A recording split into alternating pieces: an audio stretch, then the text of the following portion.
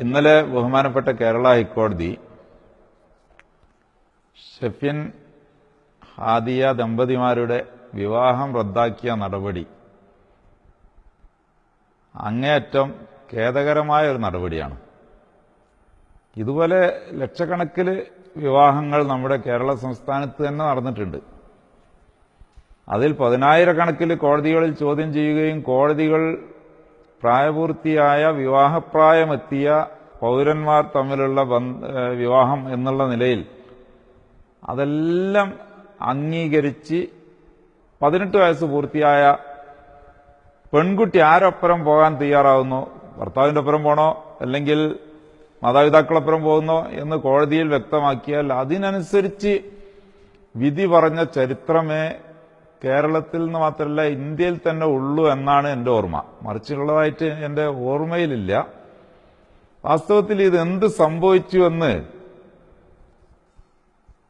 ഒരു വല്ലാത്ത ഞെട്ടലോടുകൂടിയാണ് സമൂഹം ഇതിനെ കണ്ടത്. ഇന്ന് രാജ്യം ഒരു മതേതരത്വത്തിന് വലിയ ഭീഷണി നേരിടുന്ന ഒരു കാലഘട്ടമാണ്. സുപ്രീം കോടതിയിൽ മുത്തലാഖിന്റെ പേരിൽ ഇസ്ലാമിക ശരീഅത്തിനെ തന്നെ മൊത്തം ആക്ഷേപിക്കുന്ന തരത്തിലുള്ള വാദങ്ങളും കമന്റുകളൊക്കെ വന്നുകൊണ്ടിരിക്കുക. രാജ്യത്തെ ഭരണകൂടം പൂർണ്ണമായും ഫാസിസ്റ്റ് വൽകൃത സമീപനം മാത്രമാണ് സ്വീകരിക്കുന്നത്. ഇന്നലെ തന്നെയാണ് പരിശുദ്ധ റമദാൻ ആരംഭിക്കുന്നതിന്റെ തലേ ദിവസമാണ് ഇവിടെ കാലികളെ അറുക്കുന്നതിന് നേരിട്ട് നിരോധനമില്ലെങ്കിലും അറുക്കുന്ന ആ ഏർപ്പാട് പൂർണ്ണമായും നിലയ്ക്കുന്ന തരത്തിലുള്ള ഒരു വളരെ ബുദ്ധിപരമായ ഒരു നിയമം ഇന്നലെ നടപ്പിലാക്കി. രാജ്യത്തിന്റെ 7 പതിറ്റാണ്ട് നീണ്ട ജനാധിപത്യ മതേതര പാരമ്പര്യം, ആ പൈതൃകം തച്ചുടയ്ക്കുന്ന തരത്തിൽ രാജ്യത്തിന്റെ ഭരണകൂടം നീങ്ങുമ്പോൾ ആകെ ജനാധിപത്യത്തിനും മതേതരത്വത്തിനും നമ്മുടെ രാജ്യത്തെ സ്നേഹിക്കുന്ന ആളുകൾക്കുള്ള പ്രതീക്ഷ നീതിപീഠത്തിൽ നിന്നും നീതി ലഭ്യമാകും എന്നാണ്.